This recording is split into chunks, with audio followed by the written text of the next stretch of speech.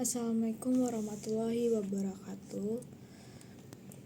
Nama saya Helena Putra Alifa, NIM 073002300023 kelas TTA.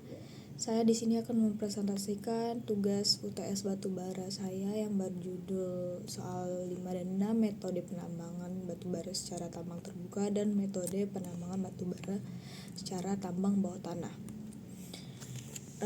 Pada bab 1 pendahuluan secara tambang terbuka, latar belakangnya, batubara merupakan salah satu sumber energi utama di Indonesia dan dunia untuk mengeksplorasi dan mengeksploitasi batubara. Digunakan berbagai metode penambangan, salah satunya adalah tambang terbuka. Metode ini dipilih ketika lapisan batubara berada dekat permukaan tanah dan memiliki nilai ekonomi tinggi dan untuk dieksploitasi.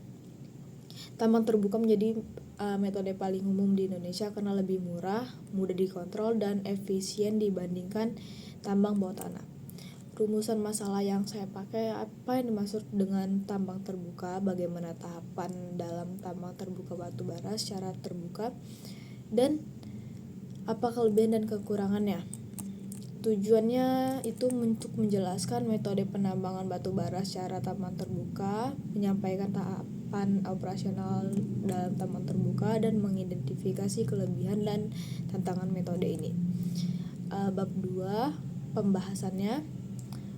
Jadi tambang terbuka itu adalah metode penambangan yang dilakukan dengan mengupas lapisan tanah dan batuan penutup di atas endapan batubara sehingga batubara bisa diambil langsung dari permukaan.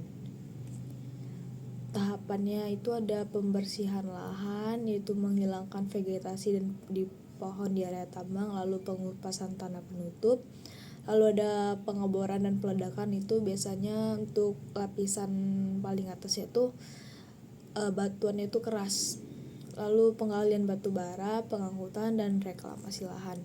Kelebihan dan kekurangan tambang terbuka itu ada kelebihannya, biaya produksi lebih murah, operasi dan alat mudah diawasi, resiko keselamatan kerja lebih rendah, dan produksi tinggi dan berkelanjutan. Lalu ada kekurangannya itu merusak permukaan lahan secara luas, memerlukan pengelolaan lingkungan ketat, dan terbatas hanya untuk lapisan batubara dangkal. Ada bab 3 kesimpulannya. Kesimpulannya itu metode penambangan batubara secara tambang terbuka merupakan metode paling umum dan efisien untuk endapan batubara yang dangkal. Prosesnya dimulai dari pembersihan lahan hingga reklamasi dengan tahapan yang terstruktur dan penggunaan alat berat yang intensif. Meskipun memiliki keunggulan dari segi biaya dan produktivitas, metode ini membawa dampak lingkungan yang signifikan. Sarannya, dalam pelaksanaan tambang terbuka, penting untuk menerapkan manajemen lingkungan secara ketat dan melakukan reklamasi berkelanjutan agar dampak negatif terhadap ekosistem dapat ditekan. Lalu ada yang kedua, soal 6 itu metode penambangan batubara secara tambang bawah tanah. Pendahuluannya, latar belakangnya itu batubara adalah sumber energi fosil yang digunakan dalam pembangkit listrik. Ketika cadangan batubara berada di jauh bawah permukaan tanah, metode tambang terbuka menjadi tidak ekonomis dan tidak memungkinkan dalam kondisi ini. Digunakanlah metode tambang bawah tanah, memungkinkan pengambilan batubara kedalaman lebih dari 100 meter. Metode ini lebih kompleks dibanding tambang terbuka dan memerlukan keahlian teknis serta sistem keamanan yang ketat. Rumusan masalah, apa yang dimaksud dengan tambang bawah tanah, lalu apa saja metodenya, dan apa saja kelebihan dari metode ini. Langsung aja ke pengertiannya. Pengertiannya, tambang bawah tanah adalah metode penambangan dengan membuat terowongan untuk mencapai cadangan batubara di dalam bumi. Metode ini digunakan ke dalam lapisan batubara kurang lebih 100 meter. Topografi sulit dan padat penduduk. Lalu overburden terlalu tebal dan nilai batubara sangat tinggi. Jenis-jenis metode tambang bawah tanah itu ada rumpilar, ada long wall mining, short wall mining, dan sublevel caving dan order method.